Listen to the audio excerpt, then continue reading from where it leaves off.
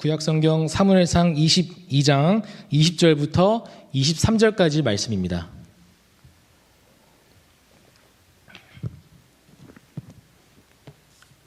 한 절씩 교독하고 우리 마지막 절은 같이 읽겠습니다. 아히두베의 아들 아히멜렉의 아들 중 하나가 피하였으니 그의 이름은 아비아달이라. 그가 도망하여 다윗에게로 가서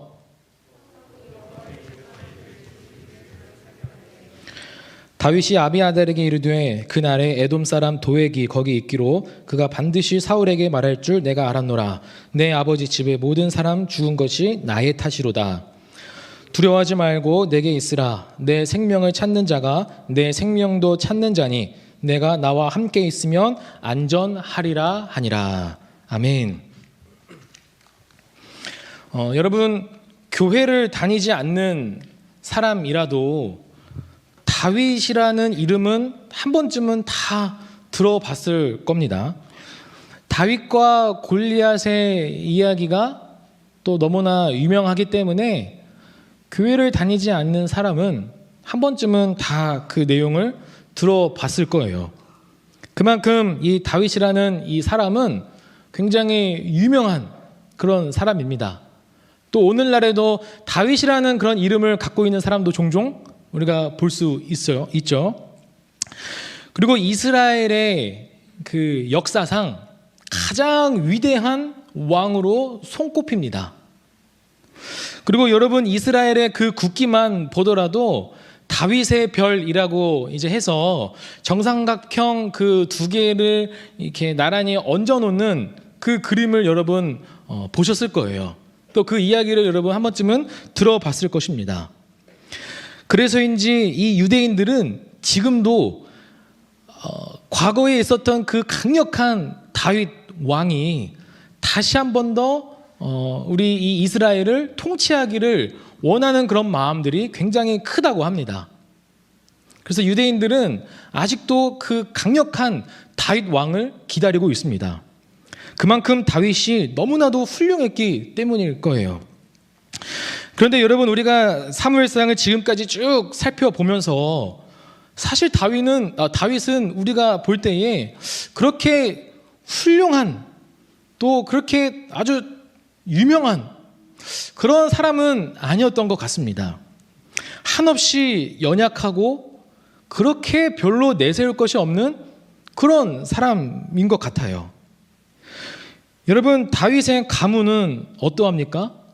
다윗의 친가 쪽이나 외가 쪽만 보더라도 그 족보를 내밀기가 참 너무나 부끄러울 지경이에요. 여러분, 다윗의 외가 쪽은 어떠합니까? 룻기 그 4장 마지막 부분에 보시면 이제 그 룻이라고 하는 이 여인이 보아스를 통해서 아들을 낳습니다. 그 아들이 오벳이에요. 근데 이 오벳은 다윗의 외할아버지입니다. 외할아버지. 근데 이 룻이라고 하는 사람은, 이 여인은 어떤 사람이었냐면 이방 여인이었어요. 모압 사람이었습니다. 당시 이 이방인이라고 하는 것은 하나님께서 버리신 족속들, 하나님께 선택받지 못한 그런 족속들이라고 치부되어서 아주 그냥 버려진 사람들이라고 여겨진 사람들이 이방인이에요. 근데 그 가문이 끊겨질 위기에 모압 사람, 그 이방인의 여인을 통해서 낳은 그 가문이었다는 거예요. 또 친가 쪽은 어떠합니까? 그 룻기 4장 마지막 부분에 이제 족보가 등장을 합니다. 근데 그 족보 제일 처음에 나온 그 이름이 베레스라고 하는 사람이 등장해요. 베레스는 누구냐면 창세기 38장에 유다와 다말의 그 관계를 통해서 낳은 아들입니다. 쌍둥이 아들이에요. 근데 이 유다와 다말의 관계는 정상적인 관계가 아니에요. 시아버지와 며느리의 관계입니다. 아무튼 이 이야기가 굉장히 복잡하지만 정상적인 관계에서 태어난 정상적인 관계이지 않은 상태에서 태어난 그 아들 베레스를 통해서 보아스가 태어나고, 또 보아스로 말미암아 오벳이 태어나고, 오벳이 이새를 낳고, 또 이셋이 다윗을 낳는 그 친가 쪽에서도 참 굉장히 족보를 내매기가 어려운 부끄러운 그런 족보의 가문이 다윗이었다는 거예요. 그만큼 다윗은 외가 쪽이나 친가 쪽이나 참 내세울 곳이 없는 부끄러운 그런 사람이었습니다. 또 다윗은 어떠한 사람이었냐면 굉장히 연약한 사람이었어요. 늘 하나님을 의지하기보다는 오히려 다른 것, 사람들을 의지하고 또 상황들을 의지하는 그런 나약한 모습을 많이 보여줍니다. 사무엘상 20장 1절 보시면 다윗이 라마 나윗에서 도망하여라고 이렇게 말씀을 하는데, 이것은 이제 하나님의 사람 선지자 사무엘이 있는 곳에서부터 도망을 쳤다는 것을 의미하는 거예요. 즉 하나님으로부터 도망쳤음을 의미하는 겁니다. 하나님으로부터 도망쳐서 요나단에게 이르러요. 그러면서 요나단을 의지해서 어떻게 해서든지 자신의 이 목숨을 부지하려고 노력합니다. 또 그리고 사무엘상 21장 8절 9절 말씀을 보시면 다윗이 아히멜렉에게 이르되 여기 당신의 수중에 창이나 칼이 없나이까? 라고 막 이야기를 합니다. 그러면서 9절에 제사장이 이르되 내가 엘라 골짜기에서 죽인 블레셋 사람 골리앗의 칼이 보자기에 쌓여 에봇 뒤에 있으니. 그러니까 이 다윗은 자신의 목숨을 지키기 위해서는 이 골리앗의 칼로 하여금 자신의 목숨을 지키려고 애를 썼다는 거예요. 하나님을 의지하기보다는 칼을 의지했던 그런 사람이었습니다. 또 사무엘상 21장 10절에 다윗이 사울을 두려워하여 일어나 도망하여 가드왕 아기스에게로 가니. 이제는 심지어 가나안 땅을 벗어납니다. 이 가나안 땅을 벗어났다는 것은 하나님의 통치와 하나님의 그 주권 아래에 벗어났다는 것을 의미해요. 그렇게 블레셋 땅으로 도망을 갑니다. 또 22장 3절 4절에 다윗이 거기서 모압 미스베로 가서 모압 왕에게 이르되 하나님이 나를 위하여 어떻게 하실지를 내가 알기까지 나의 부모가 나와서 당신들과 함께 있게 하기를 청하나이다 하고 부모를 인도하여 모압 왕 앞에 나아갔더니 그들은 다윗이 요새 있을 동안에 모압 왕과 함께 있었더라. 블레셋 땅에 있다가 이제는 모압 땅으로 또 도망을 갑니다. 계속 다윗은 가나안 땅을 벗어나서 하나님의 통치와 그 주권을 벗어나서 그렇게 인생을 살아가요. 이처럼 다윗은 사울로부터 도망하는 그 날수가 무려 10년입니다. 10년. 거의 약 10년 동안 다윗은 사울로부터 계속 도망만 다니는 도망자 신세를 살게 됩니다. 이처럼 한없이 나약하고 한없이 연약했던 이 다윗이 전 세계를 통틀어서 가장 훌륭한 왕으로 높임 받을 수 있었던 그 이유가 여러분 무엇일까요? 결론부터 여러분 말씀드리면 다윗은 홀로 광야의 시간을 보냈기 때문입니다.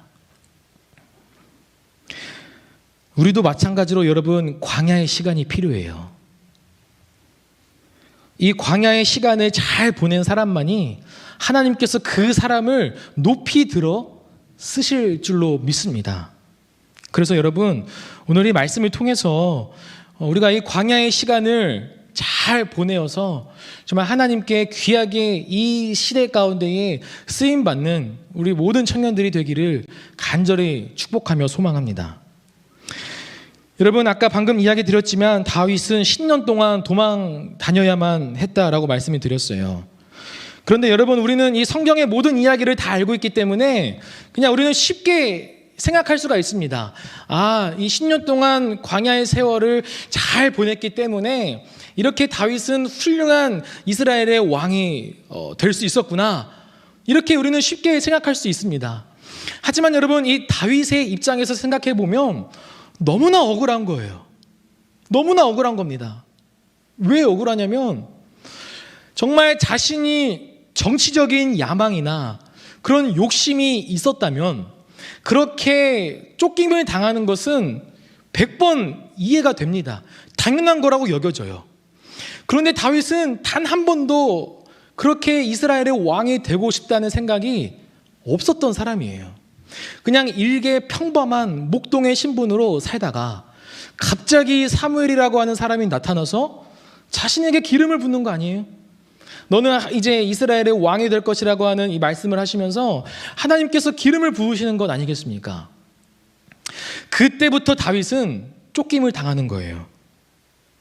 그러면서 다윗은 너무나 억울했을 것입니다. 1년도 아니고 무려 10년 동안 말이죠. 이러한 상황 가운데서 여러분, 우리가 질문을 하지 않을 수 없는 것은, 아니 최소한 하나님께서 이스라엘 왕으로 세우시기로 작정하셨으면 아무리 못해도 최소한 그 고난만큼은 좀 피해 주셔야 하는 거 아닌가? 10년은 너무 긴 거 아닌가? 다윗이 본인이 이스라엘 왕 하고 싶다는 것도 아니었는데 하나님께서 그렇게 이스라엘 왕으로 세우셨으면 최소한 못하더라도 그 고난의 시간은 그래도 피해야 하지 않는가 하는 그런 질문을 우리가 하지 않을 수 없다는 것입니다. 여러분, 사실 이 질문은 여러분 우리에게도 해당됩니다.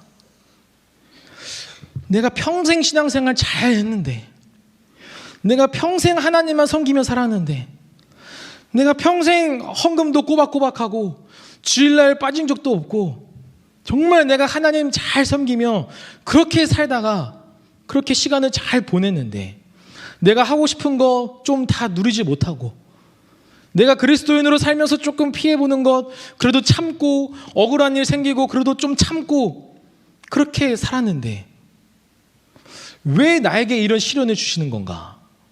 왜 나에게 이런 고난을 주시는 건가 하는 그런 생각들을 우리는 가지게 된다는 것입니다. 우리는 전혀 이해할 수 없는 그런 고난을 마주할 때가 너무나 많습니다. 내가 차라리 죄를 지었으면, 죄를 지어서 고난을 받는 거라면 이해를 하겠지만 죄를 짓는 것도 아니었고 그냥 열심히 신앙생활 잘 했는데 왜 나에게 이런 고난을 주시는 건가? 왜 우리 가정에게 이런 문제를, 이런 어려움을 주시는 건가? 하고 생각할 때가 너무나 많다는 거예요.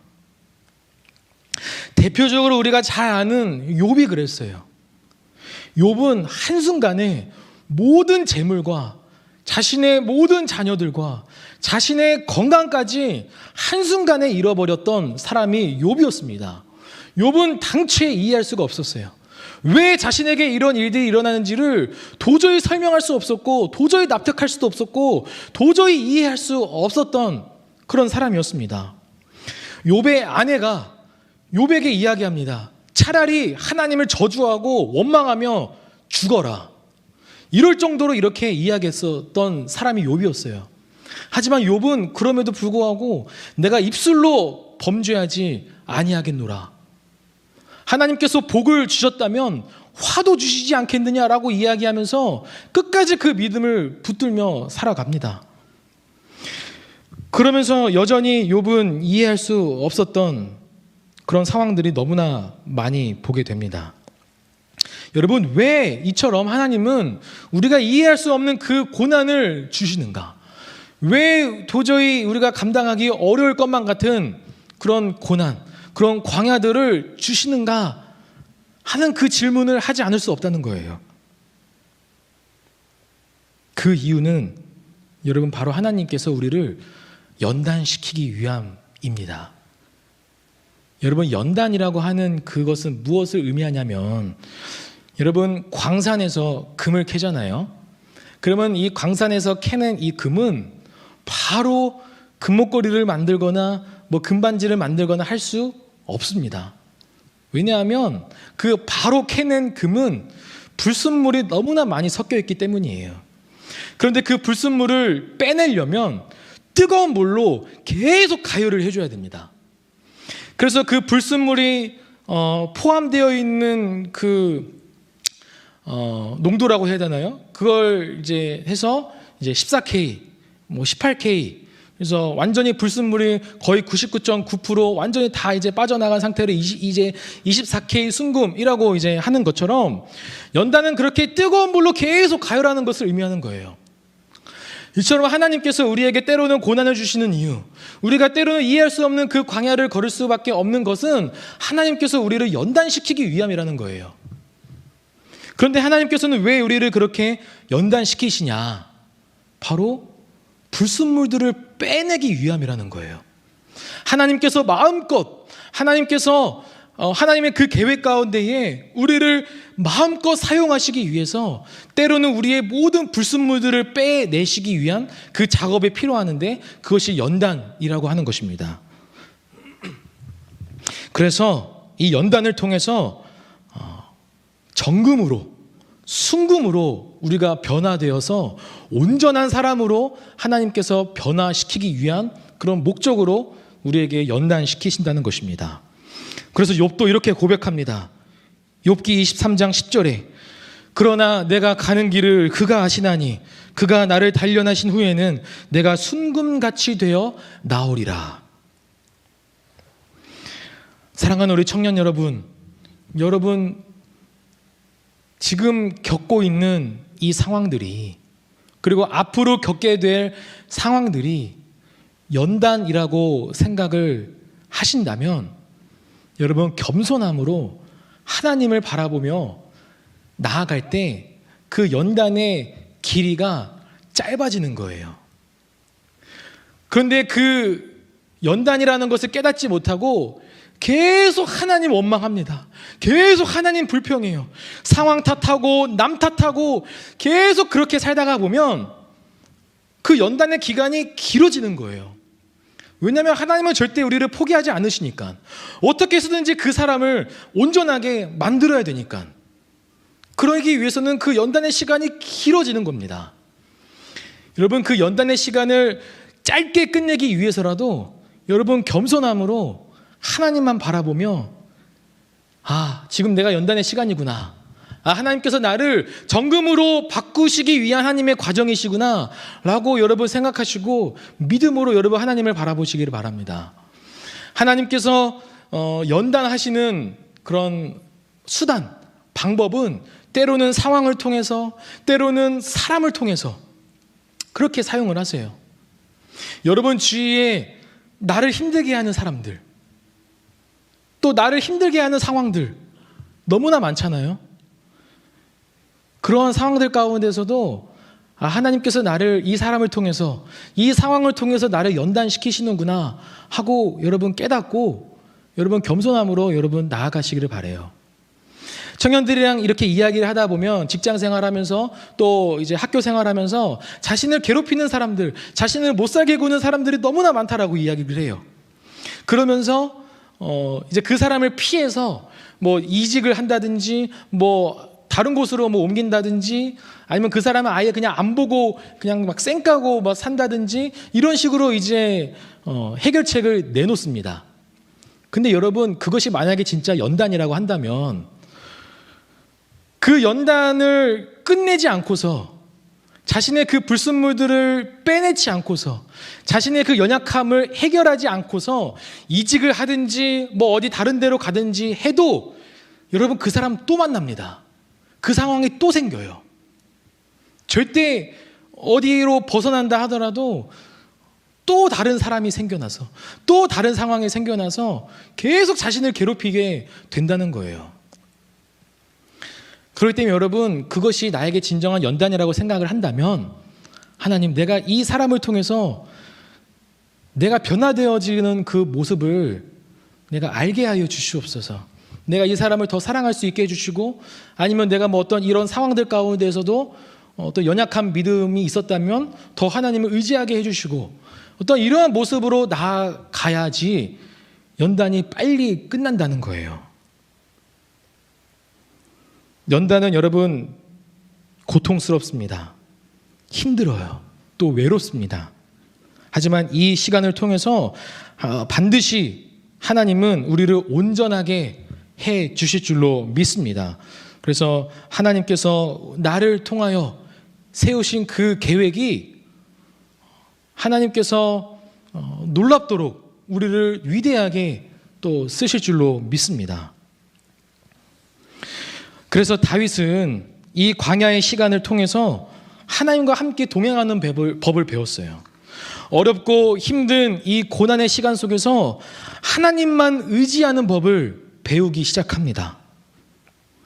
다시 본문으로 돌아가서 이제 하나님은 모압 땅에 있는 다윗을 선지자 갓을 통해서 다시 유다로 들어가라고 말씀을 합니다. 22장 5절에 선지자 갓이 다윗에게 이르되 너는 이 요새에 있지 말고 떠나 유다 땅으로 들어가라. 다윗이 떠나 헤렛 수풀에 이르니라. 그래서 다윗이 다시 유다로 돌아옵니다. 그런데 이 유다로 돌아왔다는 소식을 사울이 들어요. 그래서 사울이 자신의 온 신하들을 불러 모아서 이렇게 엄포를 놓습니다. 다윗이 이 대적자 다윗을 위해서 자신을 위해서 이 대적자 다윗에게 고발하는 사람이 아무도 없다는 거예요. 요나단과 이 다윗이 맺은 이 언약을 생각해서 자신을 위해서 고발하는 이가 아무도 없다고 그렇게 강력하게 사울이 신하들에게 선포를 합니다. 엄포를 놓아요. 22장 7절 8절에 이렇게 이야기하는 거예요. 사울이 곁에 선 신하들에게 이르되 너희 베냐민 사람들아 들으라. 이새의 아들이 너희에게 각기 밭과 포도원을 주며 너희를 천부장 백부장을 삼겠느냐. 너희가 다 공모하여 나를 대적하며 내 아들이 이새의 아들과 맹약하였으되 내게 고발하는 자가 하나도 없고 나를 위하여 슬퍼하거나 내 아들이 내 신하를 선동하여 오늘이라도 매복하였다가 나를 치료하는 것을 내게 알리는 자가 하나도 없도다 하니. 그래서 이 이야기를 들은 도액이라는 사람이 그 전에 있었던 제사장 아히멜렉이 다윗에게 음식도 주고 다윗에게 칼도 주었다는 것을 사울에게 고발합니다. 그래서 사울이 그 노베 온 제사장을 다 불러 모아요. 그래서 이 도액으로 하여금 아히멜렉과 노베 온 제사장들을 다 진멸시킵니다. 85명을 다 죽여요. 그리고 노베에 있던 남녀노소, 가축 완전히 다 진멸시켜버립니다. 22장 18절 19절에 왕이 도액에게 이르되 너는 돌아가서 제사장들을 죽이라 하매 에돔 사람 도액이 돌아가서 제사장들을 쳐서 그날에 세마포 에봇 입은 자 85명을 죽였고 제사장들의 성읍 노베 남녀와 아이들과 젖 먹는 자들과 소와 나귀와 양을 칼로 쳤더라.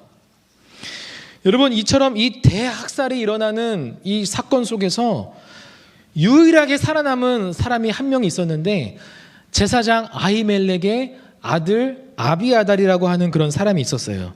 근데 그 사람이 이제 도망을 쳐서 다윗에게 갑니다. 그리고 다윗에게 이 모든 있었던 일들을 다 이야기를 해주는 거예요. 우리가 읽었던 이 본문 22절 23절의 내용입니다.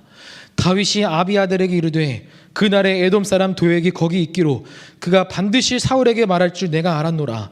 내 아버지 집에 모든 사람 죽은 것이 나의 탓이로다. 두려워하지 말고 내게 있으라. 내 생명을 찾는 자가 내 생명도 찾는 자니 내가 나와 함께 있으면 안전하리라 하니라. 여러분, 이 22절 23절의 이 고백 속에서 다윗이 그간의 광야 생활 동안 얼마만큼 성장했는지를 보여주는 대목인 것 같아요. 나의 탓이로다. 마치 이 고백은 하나님 앞에 자신이 이전에 모든 그 잘못한 일들을 고백하는 것처럼 들려집니다. 하나님 앞에 자백하며 통회하는 그런 고백처럼 들려집니다. 그리고 모든 책임을 자신에게 돌리며 아비아달에게 자신과 함께 있으면 안전하다고 그렇게 이야기를 합니다. 이는 이전에 골리앗을 무찌를 때에 전쟁은 칼과 창에 있지 않고 오직 하나님께 있음을 고백했던 것처럼 자신에게 자신과 함께 있으면 하나님께서 지켜주시기 때문에 안전할 것이라고 이야기를 해주는 거예요.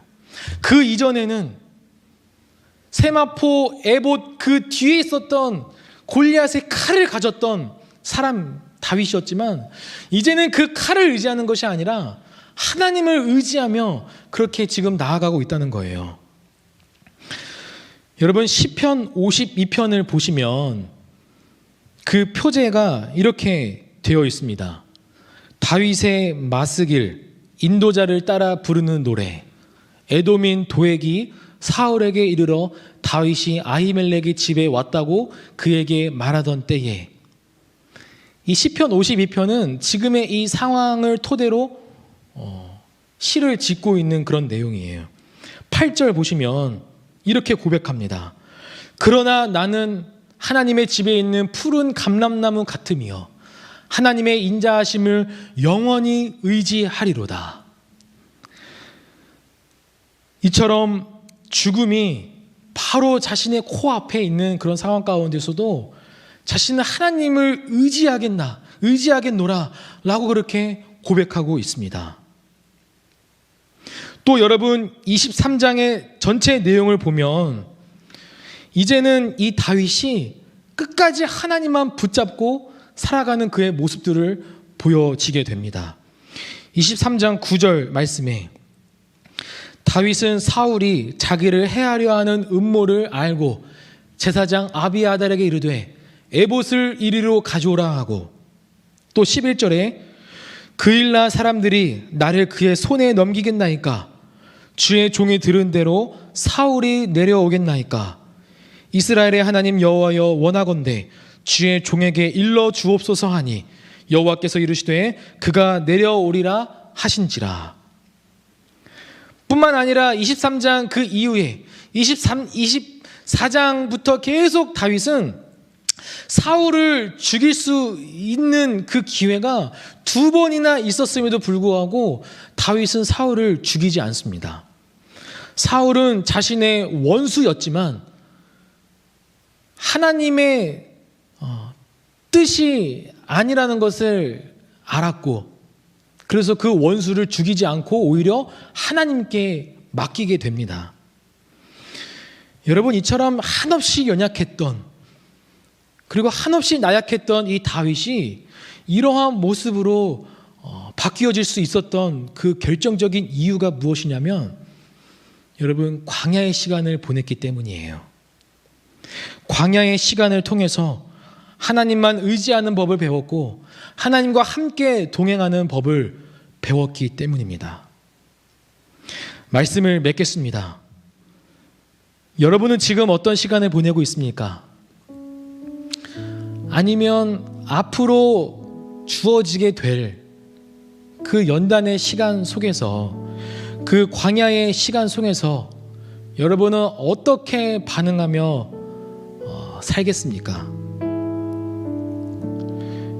여러분, 제가 자주 이야기 드렸지만 제가 딸이 있는데 저는 제 딸을 너무나 정말 사랑합니다. 정말 사랑을 해요. 얼마만큼 사랑을 이제 하냐면, 이제 신생아 때부터 이제 그런 책들을 읽고 또 이 아기의 뭐 건강 상태를 알기 위해서는 뭐 똥의 냄새나 똥의 맛이나 이런 거를 보면은 알 수 있다라고 막 되어 있는 거예요. 그래서 이제 이 딸을 기저귀를 때로는 이제 갈아줄 때 이제 똥을 보면서, 제가 사실 비위가 굉장히 약하거든요. 정말 약합니다, 비위가. 그래서 몇 번 막 헛구역질을 할 때가 많이 있었어요. 근데 그 똥을 이렇게 유심히 쳐다보면서 우리 딸 건강 상태가 어떤가 싶어서 한번 맛을 봐야 되나 이렇게 막 생각이 들 정도로, 먹어보진 않았습니다. 들 정도로 너무 정말 사랑합니다. 또 그리고 제 목숨 하나 내어줄 정도로, 정말 제 목숨 아깝지 않을 정도로 정말 그렇게 사랑을 합니다. 그런데 그렇게 사랑하는 딸이지만 때로는 무섭게 혼을 내요. 또 때로는 이 딸이 원하는 것을 다 들어주지 않아요. 때로는 또 엄청나게 혼내기도 하고 또 때로는 무섭게도 하기도 합니다. 또 때로는 이 딸이 막 위험한 가위나 막 칼이나 또 막 위험한 막 행동이나 일을 할 때면 단호하게 그것을 이야기를 하고 단호하게 그것을 물건을 뺐습니다. 여러분, 그 이유는 우리 딸에게 고통을 주기 위함이 아니잖아요. 오히려 이 딸을 너무나 사랑하기 때문에 때로는 원하는 것을 들어주지 않을 때가 있고 또 때로는 무섭게 혼을 낼 때도 있다는 것입니다. 여러분, 우리 아버지 하나님도 마찬가지인 것 같아요. 우리를 외롭고 힘들고 그 고난의 장소와 그 시간들을 보내는 그 하나님은 우리를 괴롭히시기 위함이 아니라는 거예요. 마치 하나님께서 방관하는 것처럼 여겨지는 것도, 마치 하나님께서 나의 등 뒤를 떠밀어서 고난 속으로 집어넣는 것만 같은 그런 상황일지라도 하나님은 우리를 괴롭히시기가 아니라 오히려 하나님은 우리를 너무나 사랑하시기 때문이라는 거예요. 왜냐하면 하나님은 그렇게 우리를 연단하여서 더 하나님의 자녀답게, 더 하나님의 사람답게 바뀌어지기를 원하는 그런 마음에 때로는 그런 고통과 고난과 연단의 시간들을 우리에게 허용하신다는 것입니다. 그 상황을 통해서 여러분, 하나님을 의지하는 법, 하나님과 함께 동행하는 법을 여러분 배우기를 원합니다. 여러분 깨닫기를 원합니다. 여러분은 지금 어떤 시간들을 보내고 있습니까? 광야와 같은 그런 시간들을 보내고 있습니까? 여러분, 그 시간 속에서도 하나님과 함께 동행하는 법을 배우시기를 바랍니다. 사실 지금이 광야인 것 같아요. 이 코로나 때문에 너무나 힘들고 어려운 시간들을 우리가 다 보내고 있잖아요. 그런 상황 속에서 하나님께서 우리에게 원하시는 것은 이 상황 가운데에서도 하나님만 붙들며 하나님만 의지하는 법을 배우기를 원하시는 것을 하나님은 원하실 겁니다.